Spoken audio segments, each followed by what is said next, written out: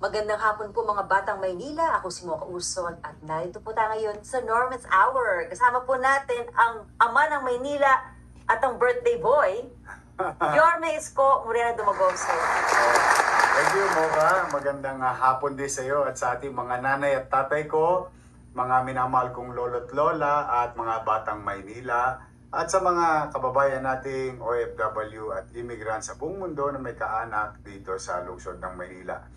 Ay, welcome po sa Yorme's Hour. Ito po ay lingguhang programa, the end of the week report ng Manila Public Information Office.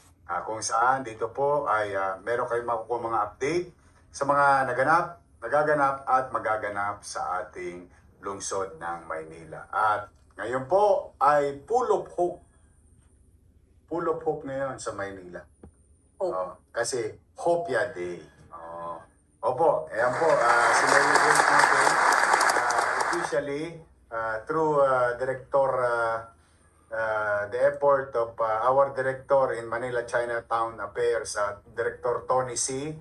and Director Crystal Bagaching ng Tourism Office ng Manila.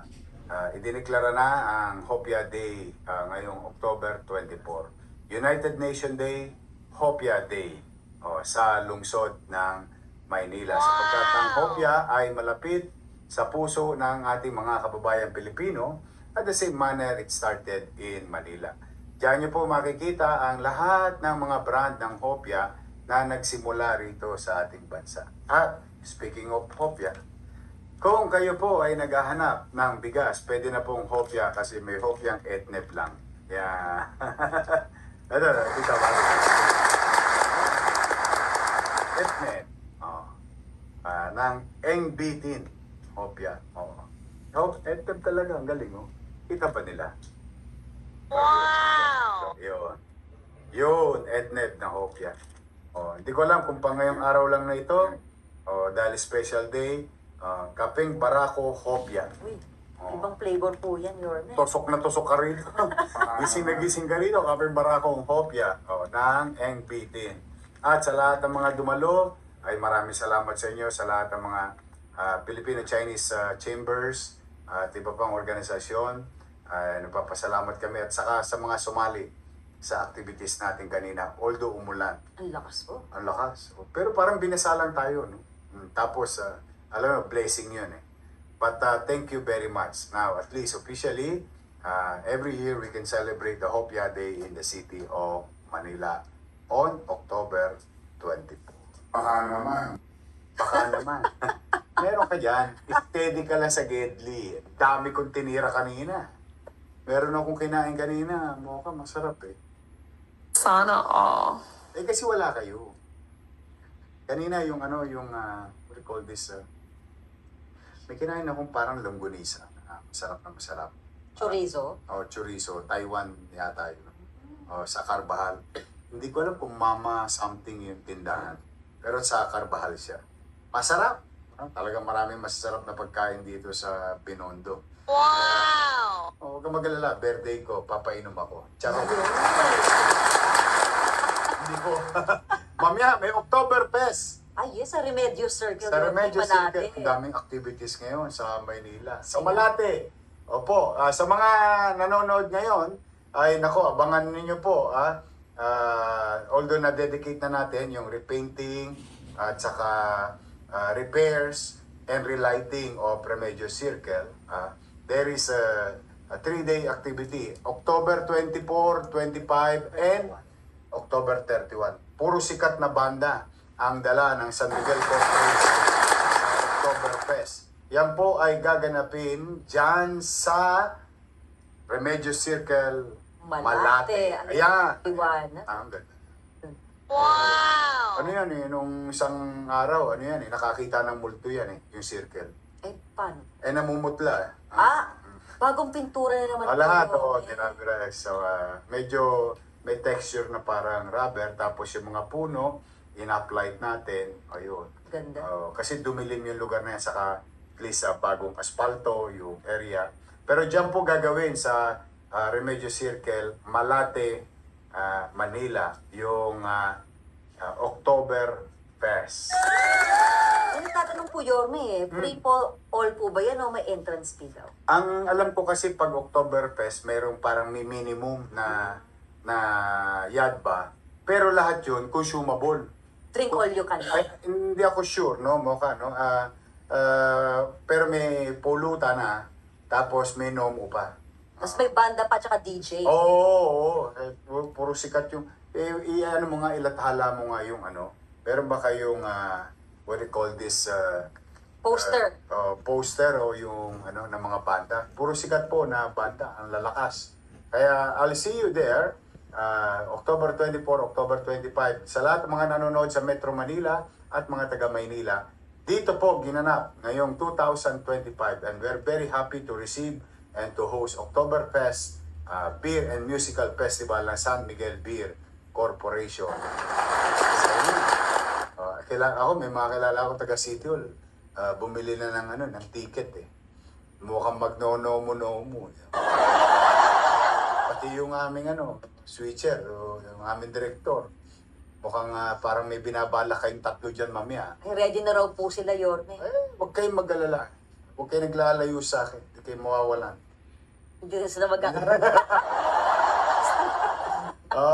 So, thank you very much. Ayan, activities. Kanina, activities ulit mamaya. Pero may isa pa tayong malaking activities sapagkat Mocha, binuksan na ang phase 4 ng Esplanade. No? Dumating ang mga kinikilalang tao sa ating bansa at sa pamumuno ni First Lady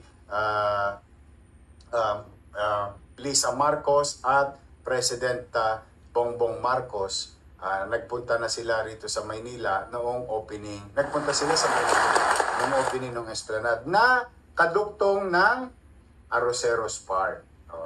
Ayan, alam mo ba yung dinidiscuss namin ni Secretary Jerry Acosar, si Chairman Artes, Don Artes, si Torne. Ayan, meron akong dinidiscuss sa kanila na sabi ko, ito Mr. President, kasi Mocha, bago dumating yung araw ng aming pagpupulong na yan o pagkikita, nag-meeting kami ni President Marcos. Nagpunta ako sa opisina niya. I think that was last Friday. No? I was discussing, diyan ko kasi tinuro yung proposal natin na open green space for our great-great-granddaughter or children. Ibig sabihin, yung Esplanade na ginawa as Arroceros Park, tas Metropolitan Theater, ayan yung Arroceros Park ko. Would you believe maniniwala ka bang nasa Maynila? Ayan. Sabi ko, yung ginawa natin sa Arroceros Park, sinusuwestiyon ko kay Presidente kasi wala naman tayong pera. Kung po pwede, na yung Intramuros Golf Course, pakinabangan na ng Pangkalatan to be converted as Intramuros Forest Park.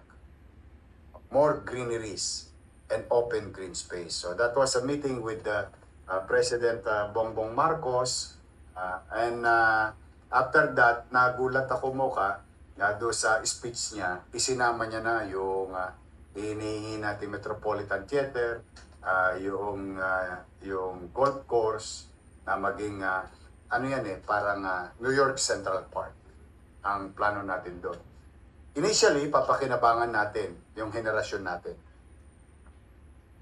Pero sa totoo, yung kanununuan o kaapu-apuhan natin, meron silang maayos, maaliwalas, presko na pasyalan na para bang ikay nasa probinsya. While there is what you call Luneta, pero more on open yung Luneta, no? Tayo dito more on greeneries, katulad ng Arroceros Park. So hopefully, today sumulat na tayo at officially nagsuwestyon na tayo naman ng anong uri ng kasunduan with CHESA na siyang may tangan-tangan ng Intramuros Golf Course under sa DOT o Department of Tourism kay Secretary Prasco. Tapos, ganun din, sumulat na tayo sa NCCA para naman na magkaroon tayo ng use of na kung po pwede, tayo na mag-manage sa Metropolitan Theater. Kasi una, atin naman talaga yan. But through the years, nawala yan sa lungsod ng Maynila. I mean, sa pamahalang lungsod ng Maynila. But then again, I'm not after who's gonna own it and so on and so forth. What I'm after is mabalik yung Jewel of Manila, ikalugod ng mga taga Maynila, at mas ma-utilize natin at magkaroon na tayo ng sarili nating palabasan. Kasi wala tayo talaga sa Maynila. Wala tayong Hall of Justice. Maawa ka sa mga husgado natin. Yung mga korte nila at saka kung saan na lang sila. Wala tayong theater. Ang national government naman meron. PICC, CCP, at OARTS. Ang local government dati merong Metropolitan Theater. Dahil sa kapabayaan ng ilang tao, nawala sa atin yun. Ngayon, hopefully, Mr. President and the secretaries, sa amin naman po, di baling yung titulo o pag-aari, national government pa rin, ang amin lamang, yung operation and management, mapunta naman na sa Maynila. Plus, yung Arroceros Park na pinag-uusapan natin na magiging, ang pangarap natin ay New York Central Park. Yan. Kaya maraming gugulong-gulong sa damuhan. Tatawa sila. Mukhang alam mo yung gulong-gulong sa damuhan.